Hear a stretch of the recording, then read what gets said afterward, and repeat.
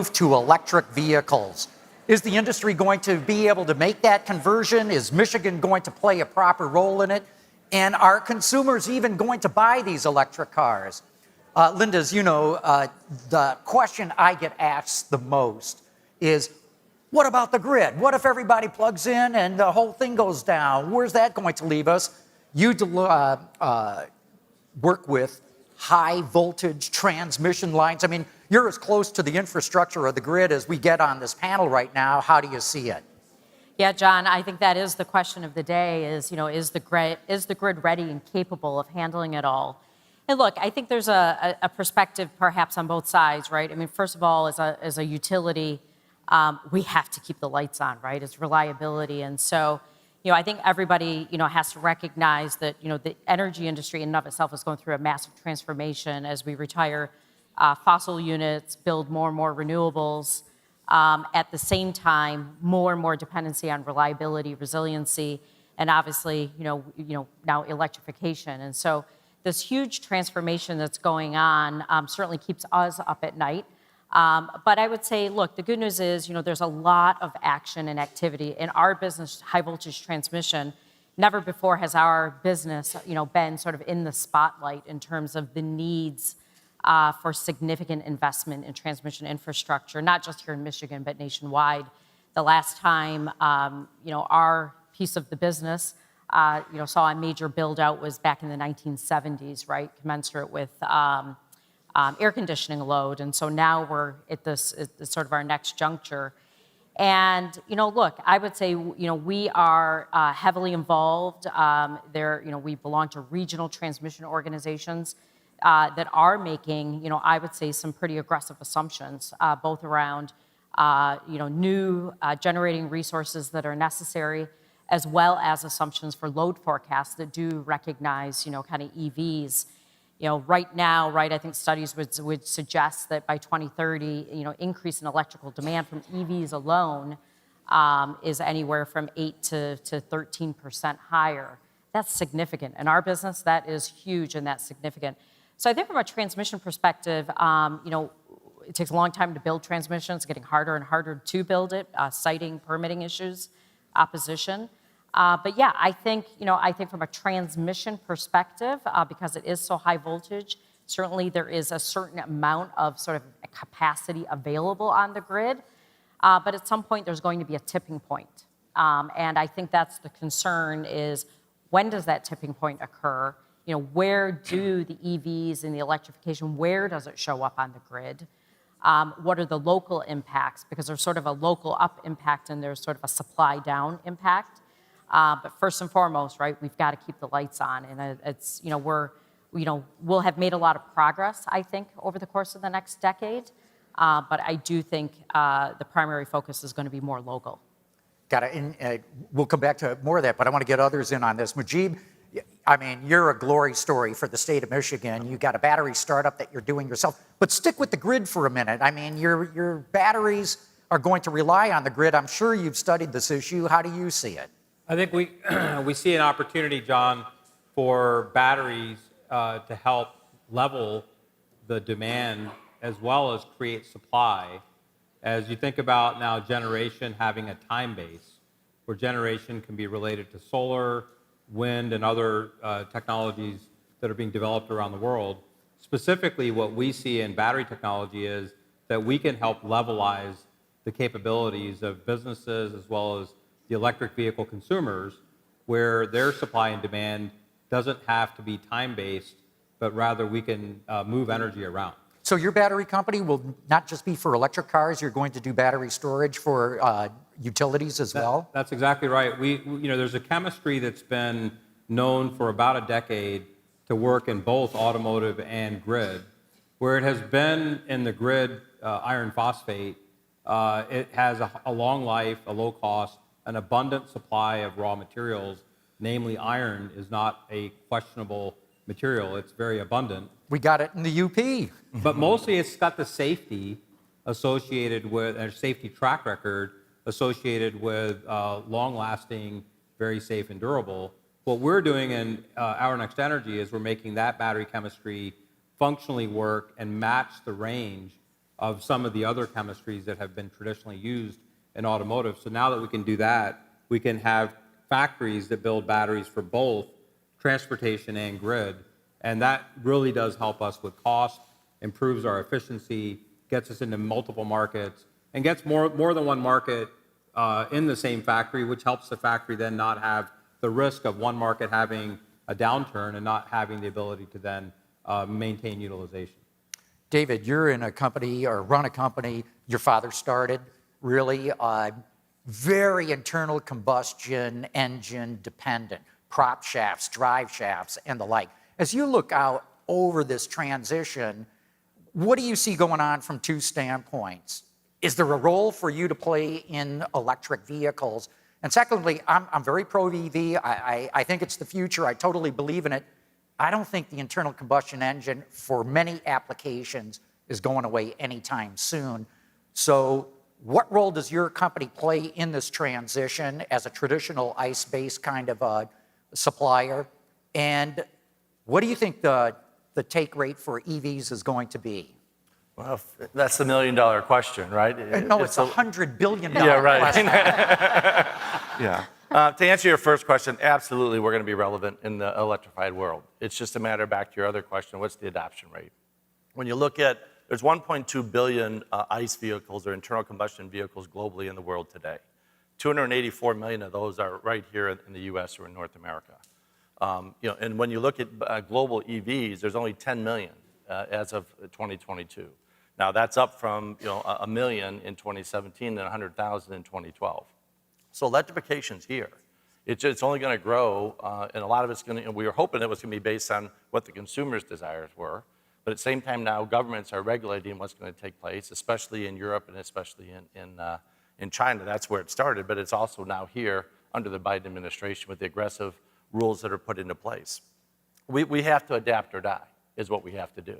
The good news for our company is we made investments, and we are the pioneers of disconnecting all-wheel drive systems back in the day, but we also started making electric all-wheel drive assist systems and started working on battery electric systems back in the 2010, 2012 period of time.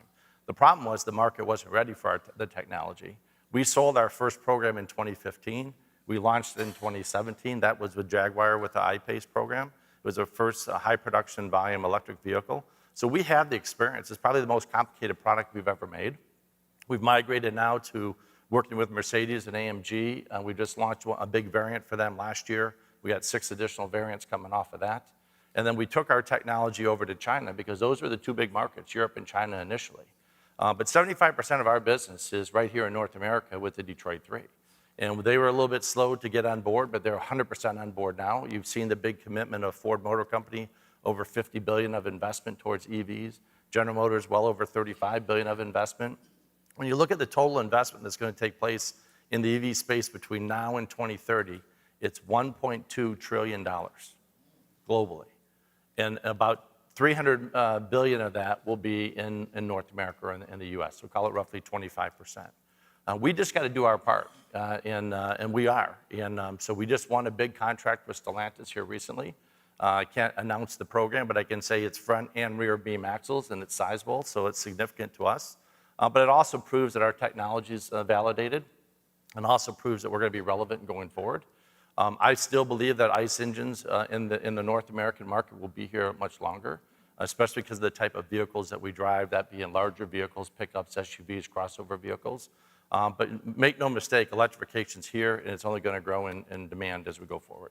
Okay, and I'm going to throw this out to the panel, so whoever goes first goes first. Everyone I talk to is like, where am I going to plug in? And yeah, you can plug in at home. That's the brilliant way to do it, right? But if you're out on the road, out and about, people want to know, where am I going to plug in? And what about all these stories I read about when you pull into these public charging stations and they don't work? What do you tell people? I'll take the first shot at it. When you think and when you talk to the consumer and read about what the consumer's concerns are right now, the first issue is range anxiety. Second issue is charging, to your point, and the third is affordability. So what do we need to do to address those issues? Mujib can speak better in regards to the range issue as far as the battery technology, but at a minimum we need 300 miles per charge for people to feel comfortable about that. And quite honestly, I think we need more than that based on how I got educated yesterday from Ajib in regards to some coefficient of forces and drag and all. But then the other issue is the charging systems. Right now, we only have 130,000 charging systems in the U.S.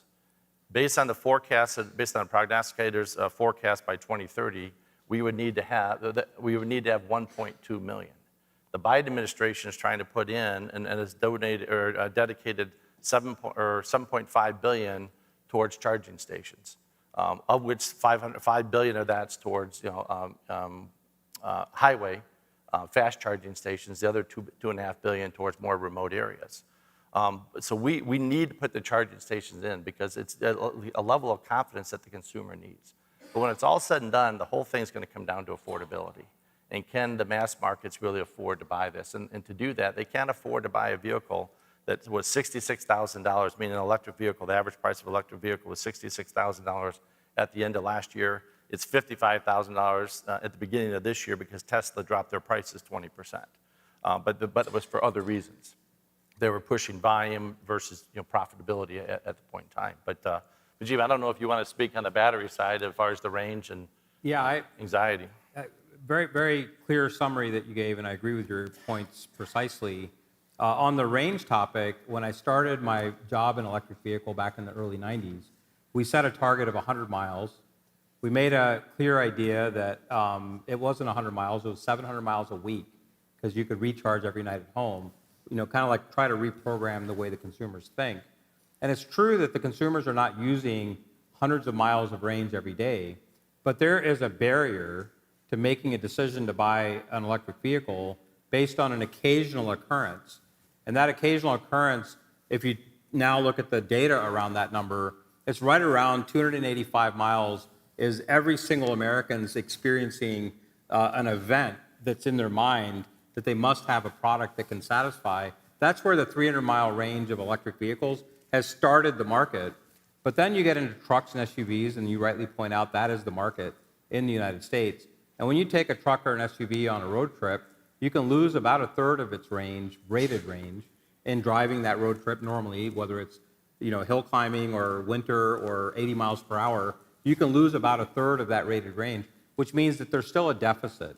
So what we've done in our thinking is product roadmap-wise, is we set the bar at doubling today's range. 600 miles on rated basis is, in our opinion, the right number to then overcome all of those obstacles. And now we're chartering a course with sustainable chemistries, better raw materials, better safety, and targeting that 600-mile range target. That's the company mission that we've set out. And if we can accomplish that, it doesn't mean that we don't need charging infrastructure, because even if you look at the landscape of charging infrastructure, there's something known as a charging infrastructure desert.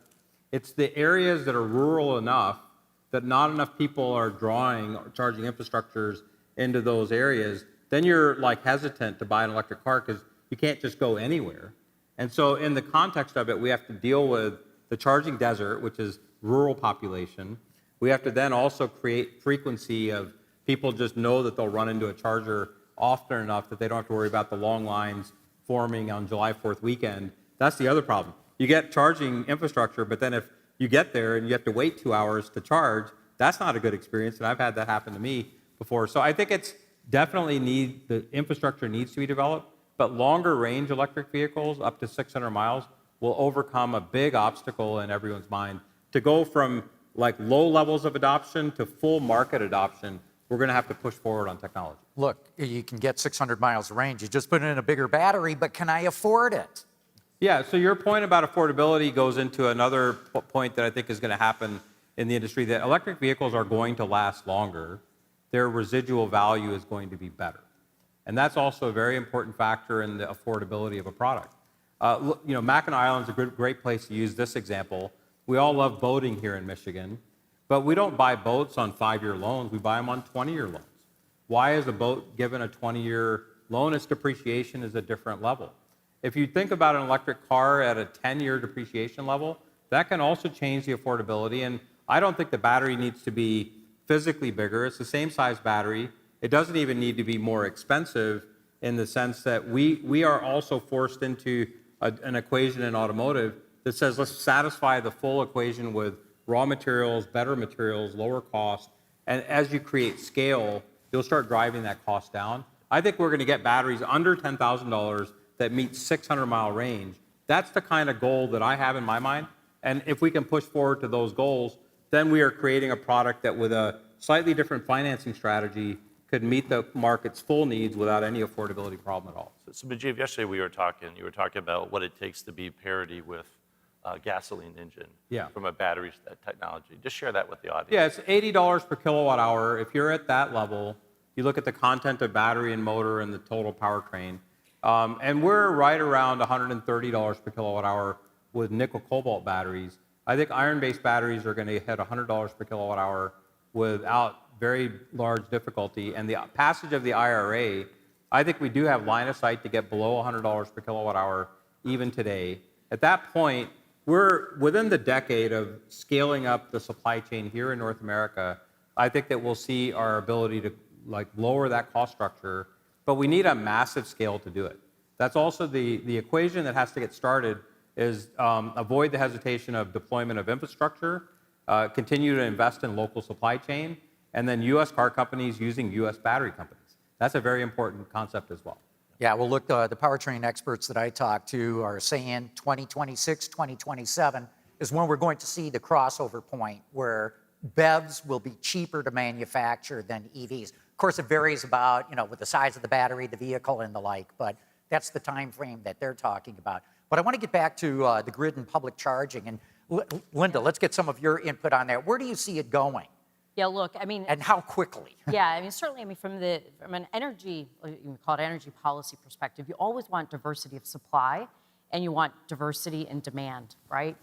And I think a lot of us think, well, everybody's just going to charge their car at home in their garage at night.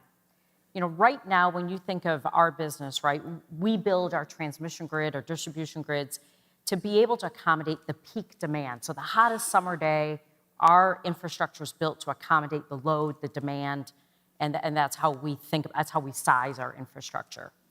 And if you think about what you hear a lot in our business is, well, we're going to shift to, time of day pricing, right? So what we're trying to do is we're trying to move people from charging, for example, away from the peak period, 4 to 7 p.m., to the evenings, right? Because that's when we have more capability, more capacity available on the grid. But if you think about, well, everybody's just now going to plug in at home, then you've shifted when your peak is going to occur. And if you think about, where this country's heading with renewable resources, right? I mean, think about it, step back in it. When does the wind blow? During the day. When does the sun shine? During the day. So in theory, if we're going to move to time of day pricing, right? You want people to plug in during the day because that's when it's free, right? It doesn't, obviously you got the fixed cost of the assets, but the actual resource is free. But we don't have a grid today that can accommodate that. And well, so that comes back to Mujeeb's battery storage, absolutely, right? Absolutely, and that's an important part of the, of the equation. But ultimately, at the end of the day, right, in our business, right, as sort of load demand curves shift, as supply shifts, we have to think about, and there's going to be a lot of, and I know Mujeeb can talk about this in a lot more detail, a lot of load management techniques, right, where you're basically going to have computers that optimize when you charge. But to do that, we have to have a broad network of charging so that people can charge throughout the day. They can charge during peak hours. They can charge at night. And we're a long, long way from that. And so, and that, from our perspective, right, trying to figure out, kind of where is that charging going to show up? When is it going to show up? How much? How fast? What's the adoption rate? Look, ultimately, we're going to get there. I think it's a matter of the course of the next decade. What are the impacts going to be? And certainly, as in my business, we talk about the power of and, right? It's, as we think about reliability, resiliency, and, moving towards clean energy and EVs, and its affordability. And, a big question remains, how much are consumers willing to absorb to accommodate the transition that's going on the supply end of the equation as well as the demand end of the equation. Well, if they can make some money doing it, I think they'll be interested. Absolutely, yeah. And that brings us to bidirectional charging. And I'd love to get you talking about that, Mujeeb, because we talked a bit about that yesterday. But I'll start with one little anecdote. Bidirectional charging is when, sure, you plug your car in at home and you charge your battery, but if the electricity goes down, you can run your house on the electricity in your battery from your car. People ask me all the time, what if a hurricane comes? What if a tornado comes and the grid goes down? What am I going to do with my car? And I remind them, well, number one, if there's no electricity, the pumps at the gas station don't work either. Yeah, right. So your ice may have a problem getting out of the danger zone. And I tell them, look, if a hurricane's coming, you're going to know in advance. Our weather prediction's pretty good. You're going to charge up the battery, and you're going to plug your car into your house, and depending on the size of the battery, you're going to run your house for days, maybe even a week. But I'd love you to pick that up, Majid, because I know you've studied this far more than anyone else. Yeah, I think the exciting future that we're headed towards is that electrification is about mobility and batteries, but it's also about buildings and batteries. Then it goes into charging stations will likely start adopting some level of energy storage right in the charging station, because ultimately it's the movement of energy around and levelizing the time of day use that's going to make it very efficient. So we think of a vehicle pulling up to a building as it just needs to charge. It's a cost to the consumer. It's charging from the building. That's kind of the design of today's infrastructure. But if you fast forward 5 to 10 years, I think that's going to be a bidirectional relationship. I think the consumers are going to make a choice in software that a third of my battery I'm willing to sell energy while the vehicle is hooked up to a building. Anytime I'm hooked up to a building and the building needs energy to levelize its load, I'm willing to sell that energy. And the buildings are likely to pay good money for that energy because they're trying to solve a problem to avoid some kind of peak power demand problem. And the utilities like that because it levelizes smaller nodes for buildings because they're getting their peak power out of all the users that are connected. And in that scenario, the battery is monetized.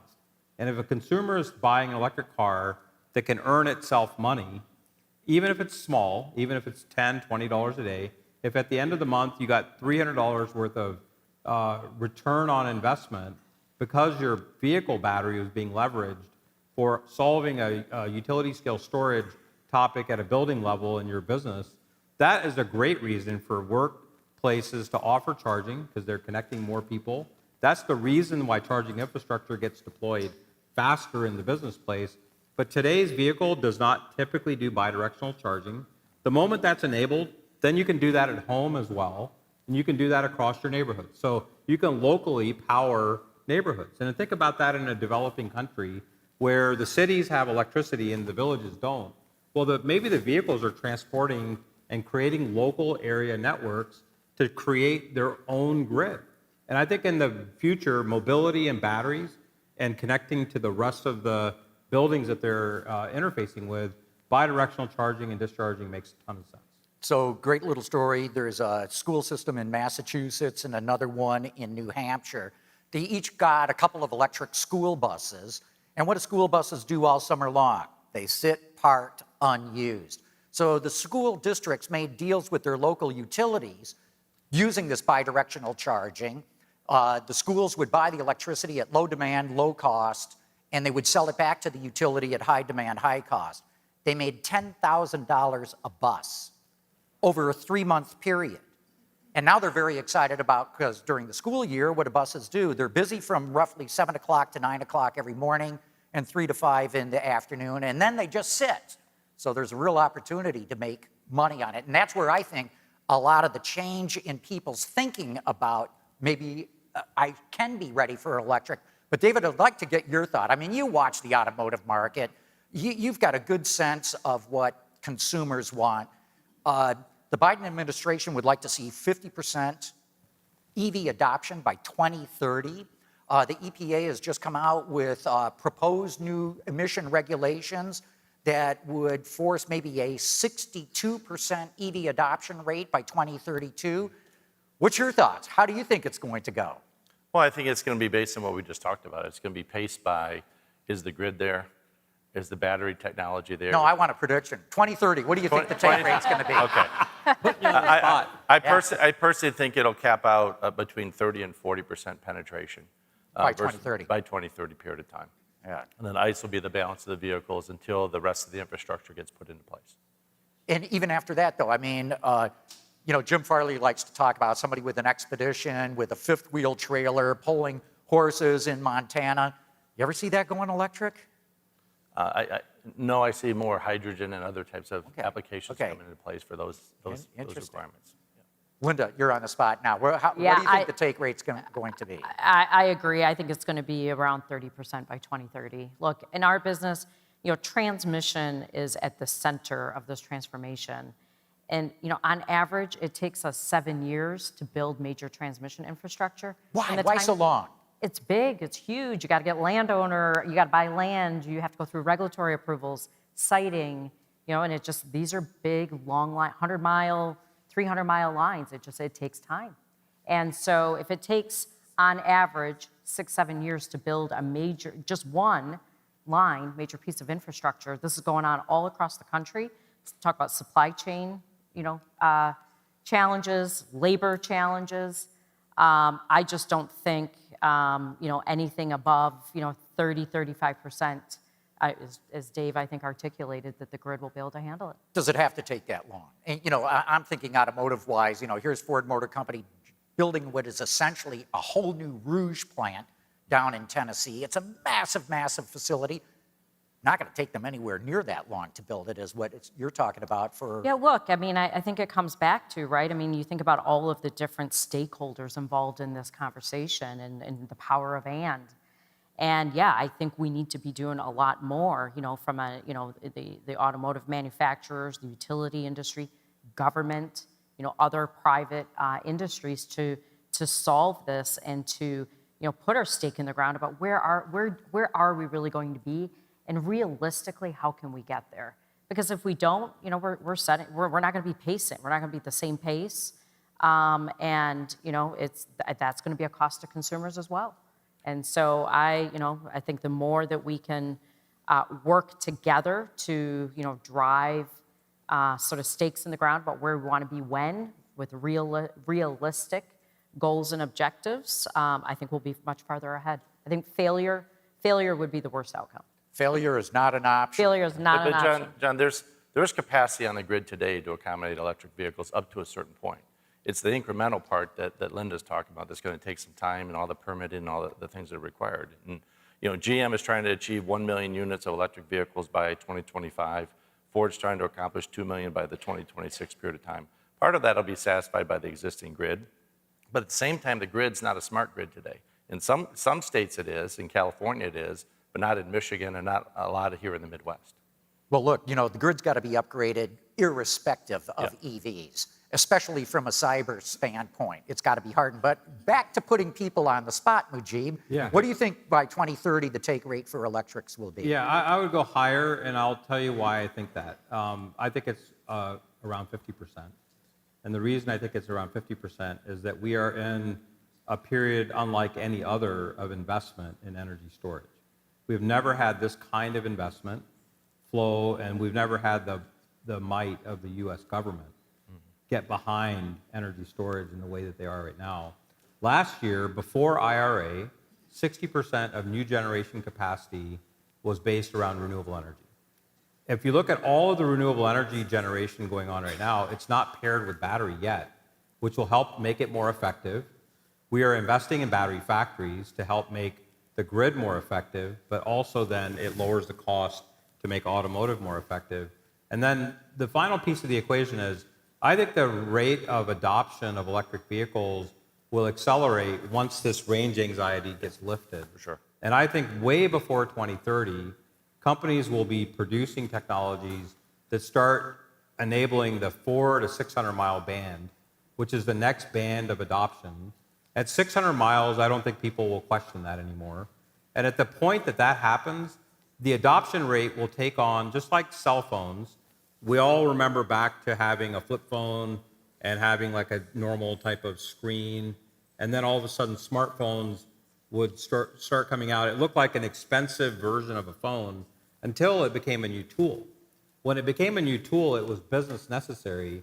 It was everything you needed, including now apps that created functional capability. Just like batteries can create functional capability, you can earn revenue from your vehicle. then it takes a whole different setting. So I think the business model is evolving quickly, and we're in a period of growth fueled by the might of the U.S. government now getting behind it. And I'm more hopeful that the number's higher. I'm glad the number's at least 35%. Yeah. And I would go a little higher. You'd expect a battery guy to say Yeah, it's yeah. going to be high, right? And then no self-interest involved. So, quick little anecdote. It was 2 years ago you guys did a demo. You're based in Novi, right? Yeah, that's So right. they gutted the battery out of a Tesla. What was it, a 3? Model S, yeah. Model S. Put his advanced battery in it. Drove from Novi up here to Mackinac. Turned around. Went back to Novi. And still had to drive around for like 20, 30 minutes, right, to use up the charge that you had there. Yeah. So this is what he's talking about, what's possible in the near future. Right. Look, we're down to the last couple of minutes. I need some quick closing thoughts, but now I want to specifically look in, where does Michigan stand? And how are we poised, and what else do we need to do? And I know very little time to do that, but Linda, we'll start with you. Yeah, look, from a transmission infrastructure perspective, I think Michigan is poised well. I mean, I think both from the performance reliability perspective of its transmission grid, obviously the future plans for investment. So from a transmission perspective, I feel Michigan's very well poised. However, I think as Dave indicated earlier, it's all about the adoption rate and then what are the local impacts and where do those show up and when do those show up. David? Well, listen, the assembly structure is set, here in the state of Michigan or in the Midwest for the Detroit theory as we know it. But as most of the international companies are coming here, they're putting their tech centers in Michigan because of the engineering talent and the skill sets that we have here. But most of their assembly plants are going south of the Mason-Dixie, right? So that's a challenge for us to compete for new assembly plants here. Our grid needs improved and structured. The charging stations are way behind. The one big thing that I think is going to be a limiting factor here, too, is it's a national security issue. Is where's all the raw materials coming that go into batteries today? And yes, the Biden administration wants to have it localized here. But again, just like Linda was saying, it's going to take time to open up mines, get the mines going, and providing the type of material, unless there's a change in technology that requires us to be less dependent on rare earth metals. I think it's clear in the near future that workforce development and attracting eager, passionate, hopeful workers into battery factories, and these are different types of factories than traditional automotive assembly. I think that we want a program that spurs the imagination of the future workforce, even at the high school level. I'm looking forward to that. I want to see that we start creating a coalition of willing industrial partners and academic universities and even high schools to participate in developing a program that make going to high school and the outcome going into a great tech job in a battery factory as just as successful as an outcome as going to college. Because if we're going to go back to the base roots of industrial revolution, we need to create workforce that's so excited about that being their future opportunity that we make that cool. And I want to see that we work on that. I want to touch on one thing that David just brought up, national security, and why this is so important and goes beyond the automotive industry. And I learned this from the CTO of CATL, an American who is the CTO of the biggest Chinese battery company. But he's the one who let me know that when the American military drops its war fighters in a war zone, they have 18 pounds of batteries as part of their gear. Communication, night vision, radio, blah, blah, blah. Where do you think most of those batteries come from? They come from China. And if the batteries were not made in China, the materials in them were processed in China. So it goes beyond automotive. It's something that this country has got to get on board with. Right. Absolutely. But with that, we'll leave you. Thank you very much, ladies and gentlemen, but especially applause for my panel. Good job. Distinguished guests, please make your way to the parlor and pick up your boxed lunch. Sponsored by Michigan State Housing Development Authority. From Delta Faucets to Behr Paint, Masco Corporation is proud to deliver products that enhance the way consumers all over the world experience and enjoy their living spaces. Masco, serving Michigan communities since 1929. Support for this program is provided by the Cynthia and Edsel Ford Fund for Journalism at Detroit Public TV, the Kresge Foundation, The DTE Foundation is a proud sponsor of Detroit Public TV, among the state's largest foundations committed to Michigan-focused giving. We support organizations that are doing exceptional work in our state. Visit dtefoundation.com to learn more. Nissan Foundation, and viewers like you.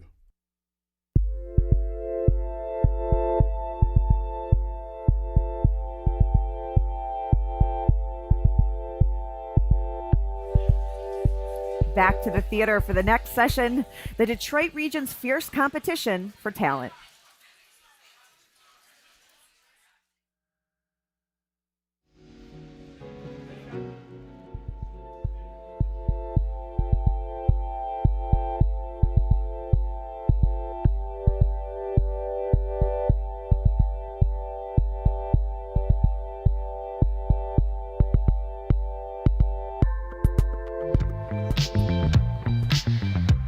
Please welcome Director of the Michigan Department of Labor and Economic Opportunity, Susan Corbin, President and Chief Executive Officer of Business Leaders for Michigan, Jeff Donofrio, Executive Director of Detroit Regional CEO Group, Dave Meter, Group Executive of Jobs, Economy, and Detroit at Work for the City of Detroit, Nicole Sherrard Freeman. And to moderate the discussion, please welcome President and Chief Executive Officer of the Ralph C. Wilson Jr. Foundation, Dave Egner.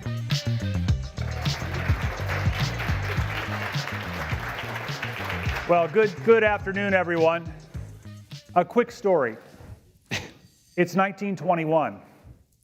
My grandfather's father has been killed in a farming accident. They're 60 miles north of the Kentucky-Illinois border. At age 13, he drops out of school, catches a series of trains to Detroit because he can lie about his age, work in a factory, and live in a boarding house for about a year while he's saving some money home to stabilize the family. Migrates south to the St. Louis area where he has some family, and at age 30, in 1930, but he's now pushing 20, he gets a job at a Monsanto plant as a janitor. 42 years later, he retires the highest hourly paid employee in the plant. Fast forward to 1961. My father drops out of high school. Why? Because his new wife is about to give birth to a charming, handsome young baby. He was a voc ed kid, auto mechanics. Got a job at a garage, parlayed that into another job at another garage. Started building train cars for Anheuser-Busch to carry iced beer across the country, and made quite a middle-class income. Those days are over. You can't find your way to those jobs today, if those jobs exist. And if they do exist, they're not paying a living wage. The world has changed. What great news we saw from Mayor Duggan yesterday, the unemployment rate of the city, down at it was the lowest point in 50 years. Wasn't that great? Yeah, I'm here to bop that bubble. Sobering news. There's at your place is this study information from Citizens Research Council in Alterum, looking at the trends moving forward. If we do nothing as a state, this study will tell you what it will look like. Let me tell you what our population will look like in 2050 if we don't do anything to correct this problem. The population change will be minus 6% in 0 to 17 youth, minus 6% in 18 to 24-year-old college level, plus 2% in primary working age of 25 to 64, and if you're 65 plus, 30% growth in our population. We're going to get older, there'll be less workers, and I want to know who's going to pay to take care of me when my Medicare kicks in. And you should be worried about the same things. Our workforce participation rate, despite the good unemployment rate, is one of the lowest in the nation, currently below 60%. And this panel is going to tell us what we need to be worried about and what we need to be thinking about. So let me jump right to a question, and we're going to get to a conversation with the audience as quickly as we can. So how bad is it, and what are you doing about it, Susan? Well, we have a number of things going on at the state level. I think when the governor was elected, she saw some of the headwinds that we were going to be facing. She created our department, the Michigan Department of Labor and Economic Opportunity. She really felt that we needed to have all of our traditional labor functions, our employment and training, our workforce development dollars, our housing and community development, and our economic development activity all working very closely. We all need to be very closely aligned, working towards the same goals. So she created our department, and she also created one of her signature initiatives rests in our department, and that is her goal, 60 by 30. By 2030, she wants to have 60% of our citizens with a post-secondary degree. Dave touched on our labor force participation rate. We know that if someone has a skills certificate, a community college degree, certainly a 4-year degree, they are much more likely to be in our workforce, and they're going to be in our workforce earning a good paycheck. So, that's just some of the small, I don't want to say small efforts, it's a very, very, very significant effort, but I really feel like getting our citizens educated is going to help address some of the things that you've talked about. Great. Jeff, what's happening at BLM on this topic? Well, lots of things. I mean, we've been talking about it for the last couple of weeks, but especially on the island here about the most recent report we put out on the holistic framework for economic development that's necessary to get us to be a top 10 state. And we talk always, since 2009, about how we become a top 10 state. Back in 2009, we were, pretty bad. We were 49th, 50th. We're 31st today. We should celebrate that success that got us there. But when you look at, Dave, what you said too about income, about education, how they're very much linked, we've got to make sure that income and education are part of our approach of creating a better state, creating that framework and strategy for economic development that is going to get us to be more competitive and beat out Ohio, Indiana, Kentucky, Tennessee, not just for jobs, but for people. So, let's look at some of the numbers. When we look 9 years ago, we were 32nd in the country for the percentage of our population with a post-secondary credential. Today, we're 37th. It's not that we didn't grow and didn't have success, it's that other states grew faster. Now, I think the initiative, the goal that the governor has taken on, that Susan is shepherding as Leo director is really important around 60 by 30.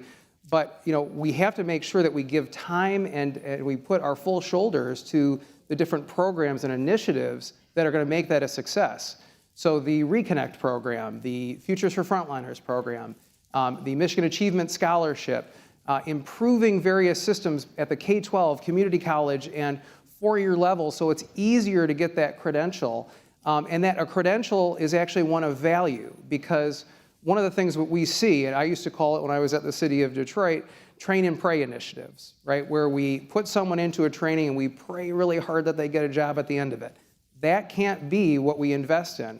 There are so many job openings, there are so many gaps, there's so much opportunity to build, especially in those knowledge economy jobs that are going to offer family sustaining wages in a way that those manufacturing jobs did so many years ago. If we can deliberately put people into programs that are going to help them achieve that, and then connect them with employers at the front end of their education, that's going to be a really transformational effect for Michigan. It's going to make sure that we aren't below average in our income, which right now, starting in 2000, we saw a gap between U.S. and Michigan's income, and that's only widened since recessions and economic disruptions and the pandemic. Well, Dave, now leading the CEO's group, former vice chair at DTE, you've seen this from a couple of angles. What's the CEO group doing? Sure, Dave. I would start by saying, this week we heard a lot about competition. We've got to grow the population. We have to dramatically reform our K through 12 system, including, I would add, special education. We have to really look at economic development. We've been doing a great job, but that doesn't mean there's not improvement, that we can take it up another level. But what you haven't heard about is Michigan competing on workforce development. And if we are going to grow and diversify this economy and make it a great top 10 place to live and raise a family, we're going to have to do all of the above, in my view. So the backdrop is, if you went back in history, there was an oversupply of labor. And because of that, corporations, their HR function, were set up to do what we would call filter out. And often looking where the language was, we're going to hire the best and the brightest. Also was not an inclusive hiring system. But they didn't have to worry about supply. And now today, nationally and in this state and this region, we have an undersupply of labor. So in the Detroit region right now, there's 200,000 open jobs that business can't fill. It's not very good for existing businesses, certainly not good for economic development. So the business community has stood back and said, just like everything else, we got to benchmark around the country and understand best practices. And we've found over 20 competitive regions where the business community has come together and said we need to play a much different role than we have in the past. That we need to be proactive, we need to be organized, and we need to help the supply side become more effective and more efficient. And my analogy here is on material supply and procurement. Our manufacturers have the best systems in the world. They know how to get the right part, right time, at the right cost, right quality within a 4-hour window for manufacturing. And then you go to the human capital system and try to compare how sophisticated that is, and it's not.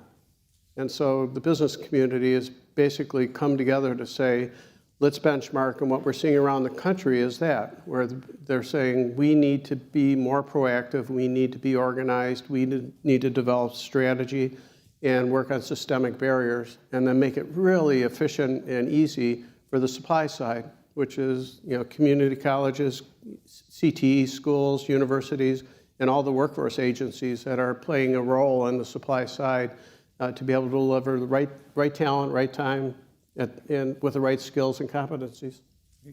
Before I turn to Nicole, get ready for questions. We'll have microphones in the audience, but we're going to go right to you. Nicole, the new and improved Donofrio, by the way. Much improved. Who can improve on Donofrio? Who are we kidding? But here? you're bookend. Right. He's far more handsome. I got 2 new improved. I was going to say, yeah, I should have said that for Susan to begin with. You're looking at, congratulations. The unemployment rate in Detroit, a lot of that can be attributed to the incredibly hard work you did. I know Jeff did a lot of prep work. And Dave Meter is on the workforce board with Cindy Paskey. It's remarkable the number of Detroiters that went to work as a part of the efforts you created. How bad is it, Nicole? And as you look out there, and we know many of the things you did in the city of Detroit, but share the ones that are the most important to you. Yeah, so I thank you, first of all. And I have to start with, yes, it's bad. But what we're focused on in the city of Detroit, and you've got to appreciate, right, like we have this unique vantage point, we have this unique set of opportunities because we are on the ground, front line, with residents, with the workforce, as Dave's talking about, solving for the kinds of challenges that both Jeff and Susan have talked about day in and day out, right? Like we are grinding through it resident by resident. And so that gives us a really unique perspective and a really unique opportunity. So what we're focused on is creating supply right now in this moment. Of course, we're thinking ahead. Of course, we're thinking 5 years out. And of course, we're thinking about what does the Economic Development Administration's Tech Hub strategy mean? And what opportunity is District Detroit bringing? And what will the Henry Ford Pistons, Michigan State University partnership mean? And what can we do to get more candidates ready at a young age for Wayne County Community College and my friend Jim here at Macomb County Community College and Henry Ford College? Like, what can we do to build the pipeline? But as we do that, you know what we have to be really serious about? Meeting people where they are right now with their everyday challenges. And so the mayor's signature programs, right, like getting young people ready through Grow Detroit's Young Talent, the Summer Youth Employment Program. We enjoy funding from Leo. We have the support of many business leaders of Michigan companies, and Dave is my co-chair right now. And you've been tremendously supportive, Dave, and the rest of the Ralph C. Wilson Jr. Foundation team.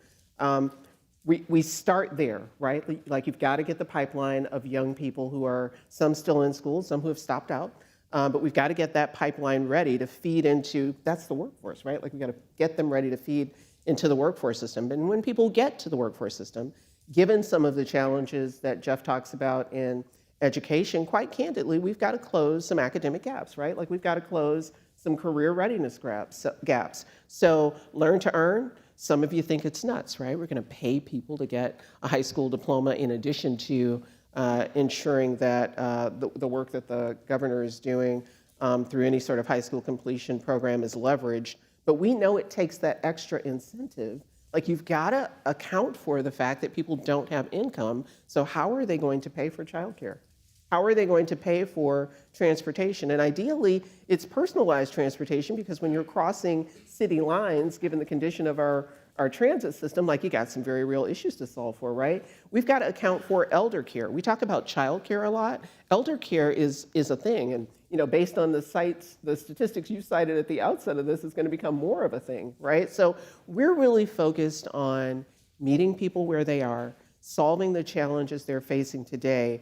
But what keeps me up at night, Dave, is when we think about the advent of a whole set of technologies that we've never seen, the impacts of which no one in this room has fully comprehended, none of us has experienced. We have no idea what the advent of all sorts of automation and artificial intelligence are going to mean to us and to the people that we have a responsibility to. That's what keeps me up at night, right? Like, we're not ready for that. And if you're a black or brown kid in one of our cities, you may not have internet and you may not have a phone or a pad or a computer. That's right. And how do we expect any of those kids to catch up? And if you're in rural Michigan and you don't have broadband, how in the world do we expect any of those people to catch up? We got a lot of work to do. Just on that issue, we've got real opportunities now. The governor established the Office of High-Speed Internet, which rests in our department. That office has been out traveling the state, listening to local communities about their struggles, because we're going to see an influx of federal dollars to help solve that problem. We're expecting over $1.5 billion, and it's not just building out the network so everybody, so that there is high-speed internet in every community. It's providing access. It's equity and access. We don't know the answer to that yet. How do we do that? And so, that's why we've been meeting with a number of local communities and stakeholders who are already working on these issues at the local level to see how we best spend that money.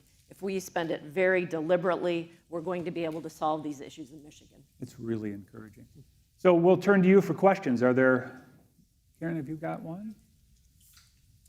Let me, while you are all formulating that, let me explain what this is.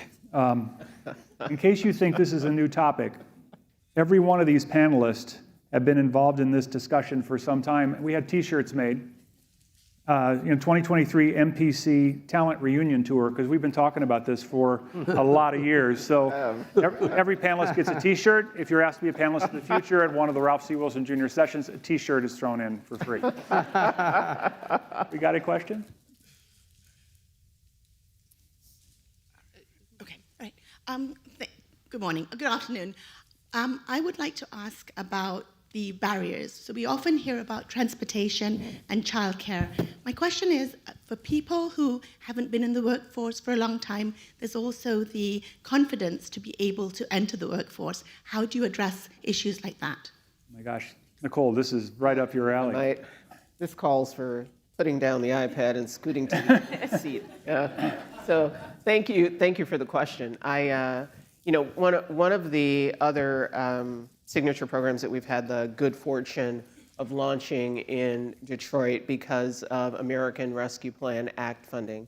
So this is specifically because of funding that came directly to the city of Detroit from the Biden administration, was to take that challenge that you've just named, Naheed, and really be intentional about disaggregating it into, so how are we going to solve for that, right? Monique Marks and I were talking about this at the outset. We talk about these big problems, right? But the only way to solve for them is to disaggregate them. So there are two signature initiatives that are underway that have given us, number one, the opportunity to do that, and number two, some tremendous insights into the challenges beyond the most commonly named challenges. The first is Skills for Life. So briefly, without pulling you into any of the gory details, you work 3 days a week in a City of Detroit department. We started this with Brad Dick, who was then head of General Services, who might be in the room. Yeah, Brad's in the back. Brad's in the back. He's not applauding for himself. That's someone else.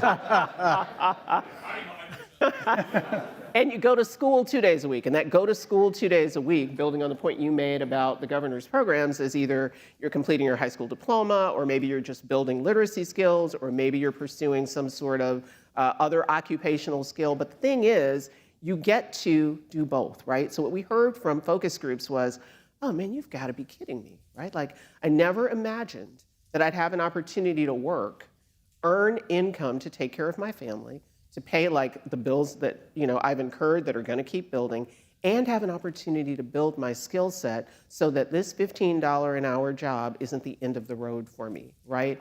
And in doing so, you're inviting residents into a community of a whole host of other opportunities and career tracks, right? Like, you think about a $15 an hour to start job, which is, clearly not enough, right? Like, that's not a family sustaining, that's not a living wage.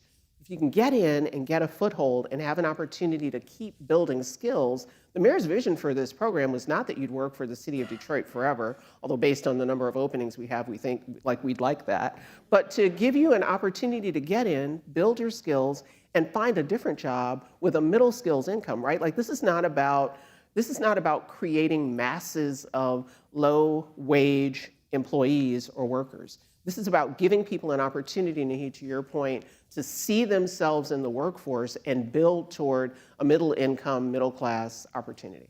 Right.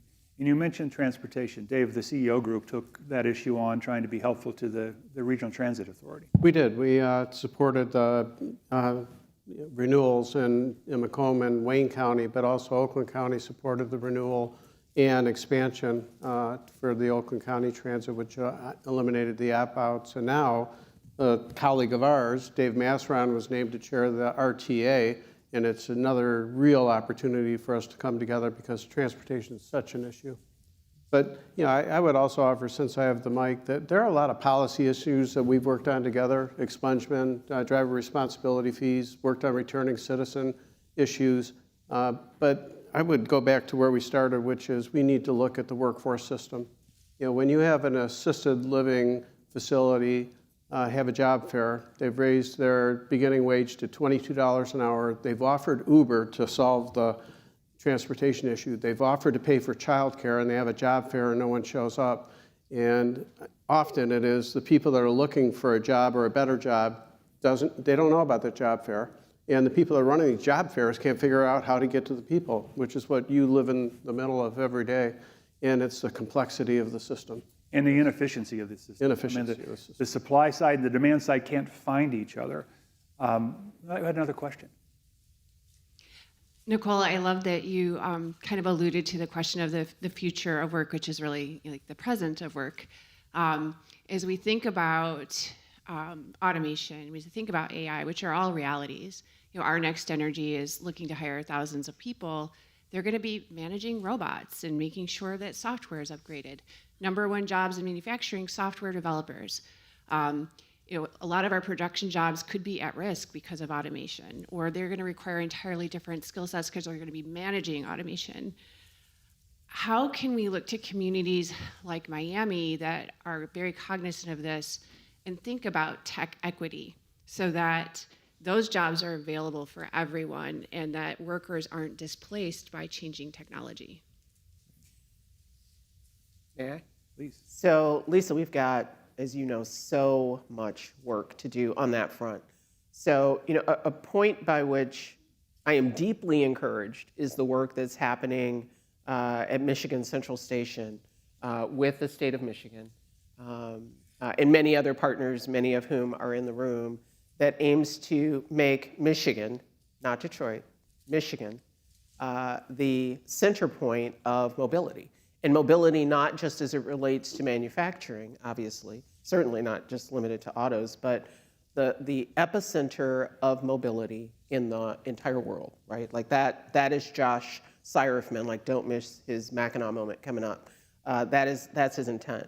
Because the state, the governor and others have been so intentional about including equity as part of the strategy, the vision to start, and then the strategy, and because it shows up in all of our implementation plans, we have, I think, a better chance than we had, I don't know, 5 years ago.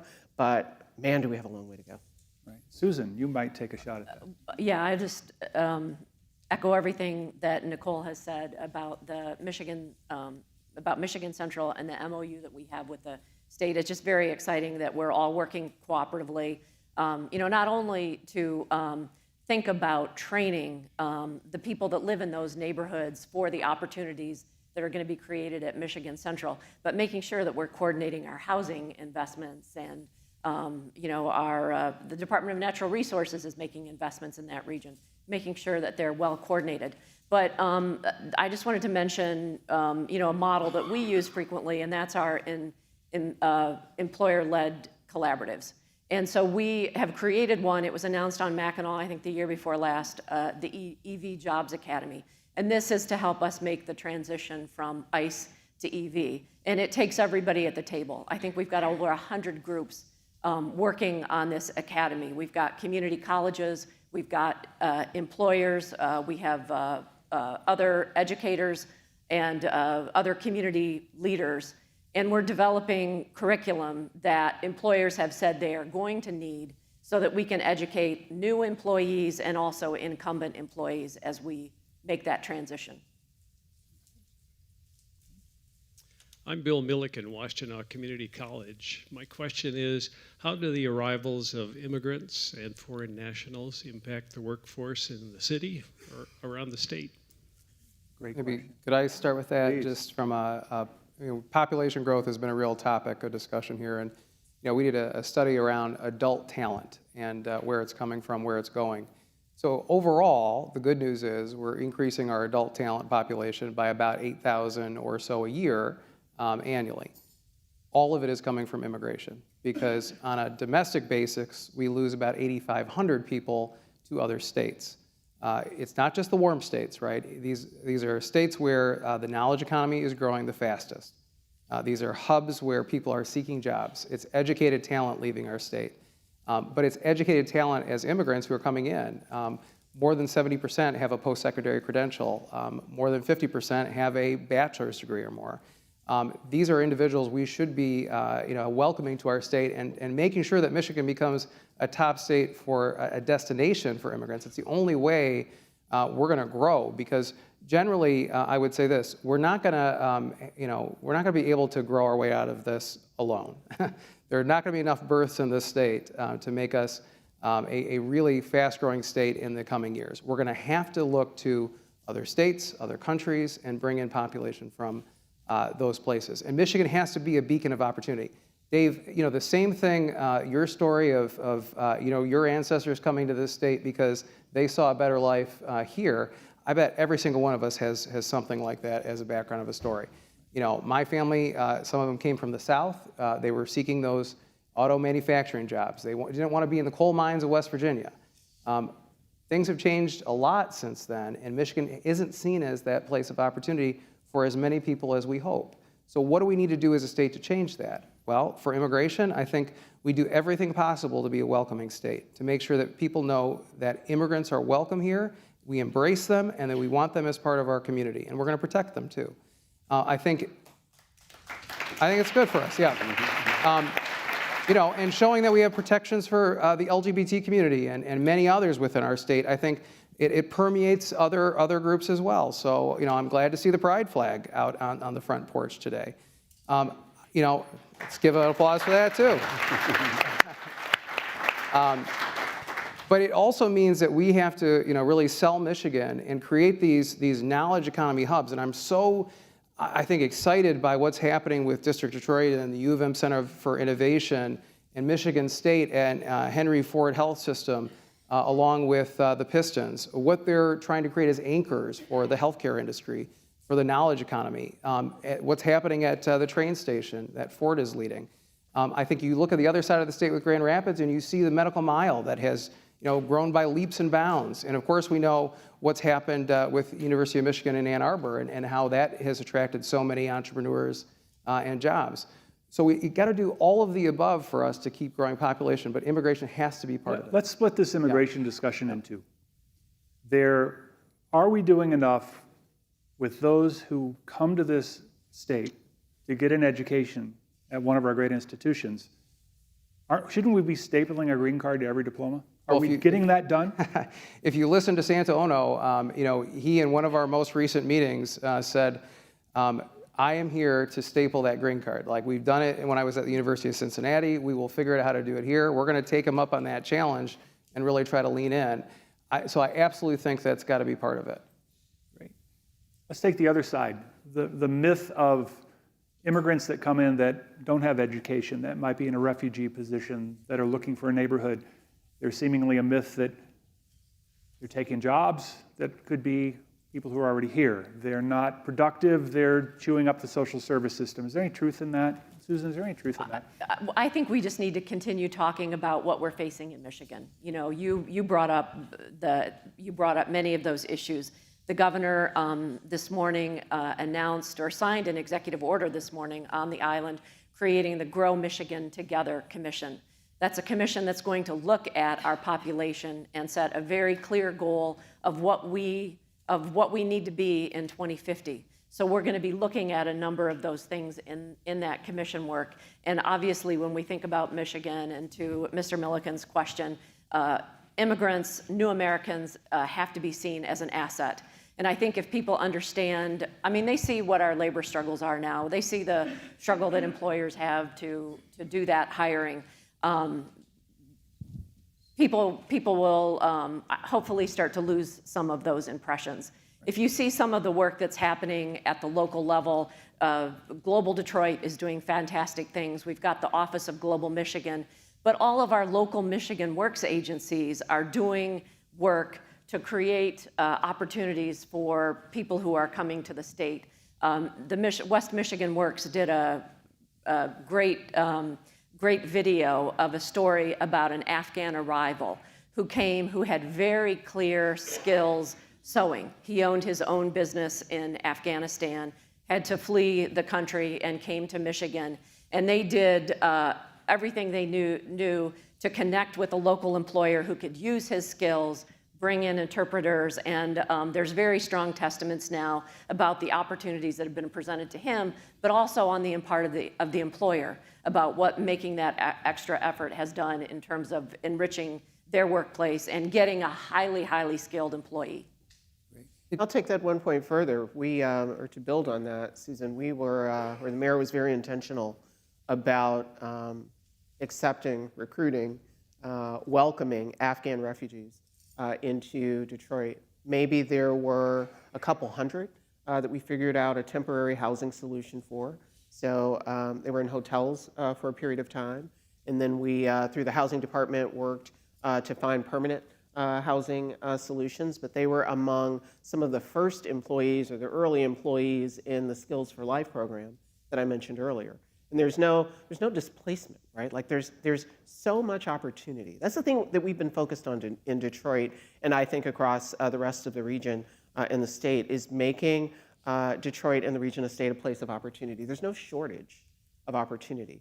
Being intentional about the way that you integrate refugees or immigrants into a community is really the way that you make that work for everyone. But we're at a point now, and you've heard the mayor say this, there's a job for everybody that wants it. And when you talk to business people and say, how are things going? Said, really good, but I can't find labor. Or for a lot of you that try to get services at your home, and I just recently went through this where they said, well, we can come out the end of July, and said, we can't find workers. Said, pay more. They said, no, you don't understand. We cannot find workers. One other thing just on the point of immigration here. So we're talking about what the local community and the state can do. We know we have a huge problem at the federal level on immigration, right? And I'll sum it up this way. Democrats are too afraid to take this on because they think they'll lose elections, and Republicans want to burn down the House, speaking of the ashes here. We have to change that dynamic in Washington if we're going to solve this, because this country is strong because of immigration. Again, none of us would be here. We wouldn't be here. Right. So, and Jeff, aren't we a low immigration state compared to the rest of the country? We're okay. We're 16th in the country. But it's 16th in a shrinking pie, ever shrinking pie of immigrants who are coming to this country. And especially when you look at immigrants who are scientists, who are adding to that knowledge economy, who want to grow businesses and be entrepreneurs, they're starting to choose other countries because it's so hard to get through our system. They're going to places in Europe, especially. They're going to places in Southeast Asia that are being welcoming to them. And if we lose out on this, it's going to hurt our economy for decades and decades, and we're going to be a poorer nation because of it. There was a question in the back. Yes, hi. I'm Rochelle Riley, and the fierce competition for talent begins in middle school.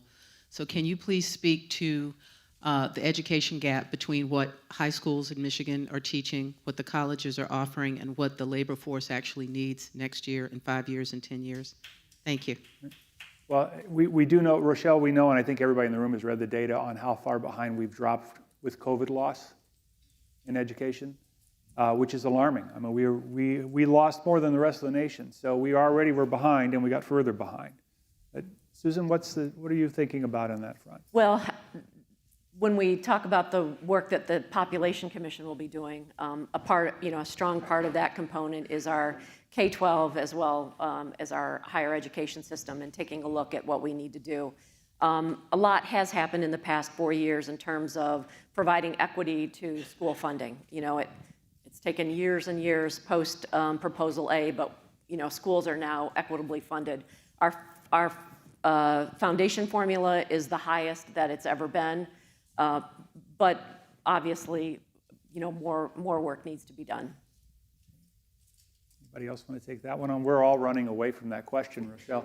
I'll take it on, right? I was going to say, except I'm going to put down a Frio on the spot because Launch Michigan is something that's under the umbrella of BLM. Well, I get to chair Launch Michigan as a new 501c3 that evolved from a coalition. And what we've been doing for the last 5 years is talking about the state of education. Now, we've been talking about all of the different approaches from the different points of view that have been taken. A little more money here, some accountability systems, some repeal of those systems. Maybe we do something different on teachers. All of it has been sort of silver bullet one-off. It's not addressed the systemic issue that we see, which is this education system, as I said earlier, is not designed for today's economy. It's not designed to help students to succeed in the way that we need now and in the future. It's not because we don't have great teachers and administrators and they aren't working really hard, but we need to have a framework, which we developed at Launch Michigan, implemented in Michigan, that says we're going to balance 3 issues. We're going to balance what a high school diploma should look like and represent. What is that world-class outcome that we want as a state?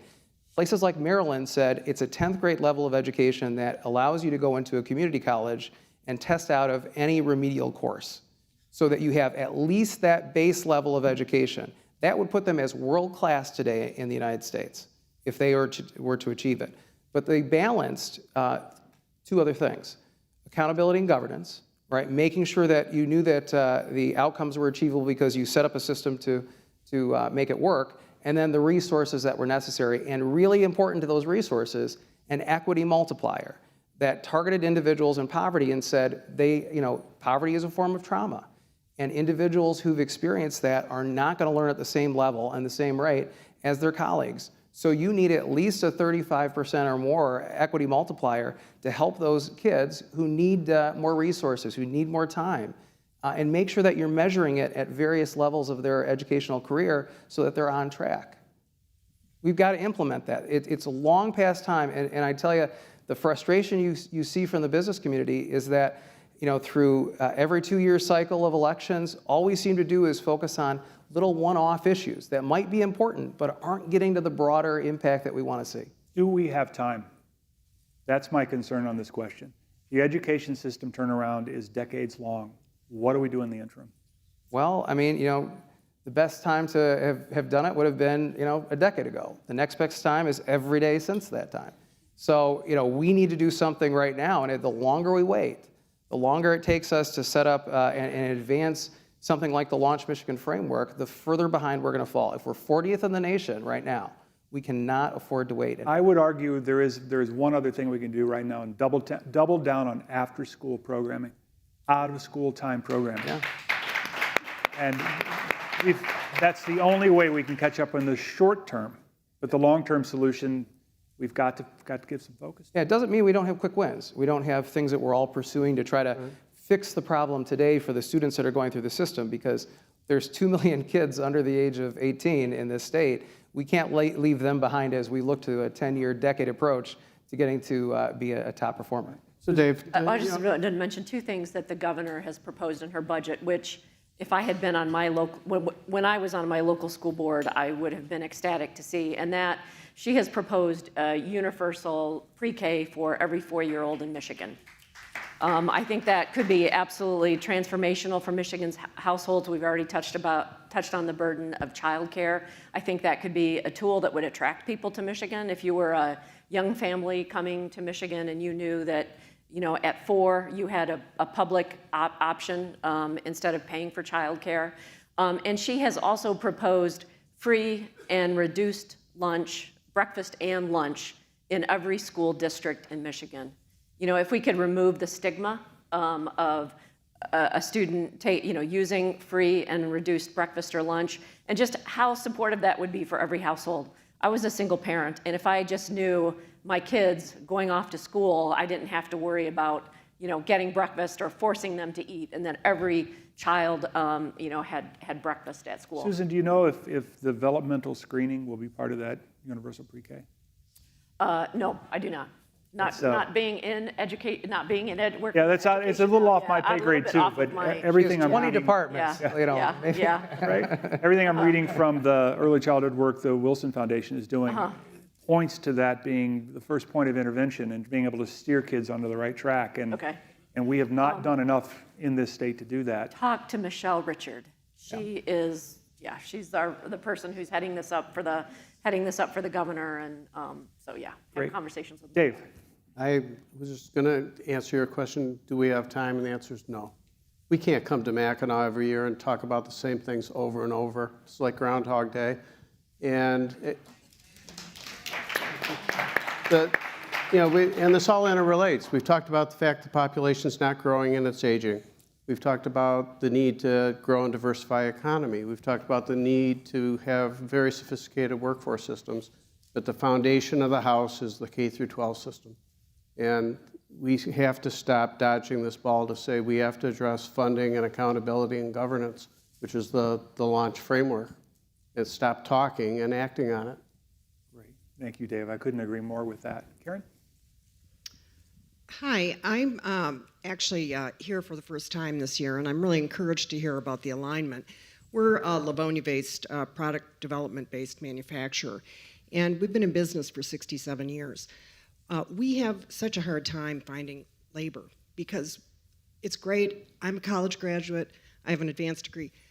Not everybody is going to go on that path. We make a lot of lip service, I feel like, to certificate programs or skills-based training, but I don't know what the state is really doing because we always end up talking about a knowledge-based economy.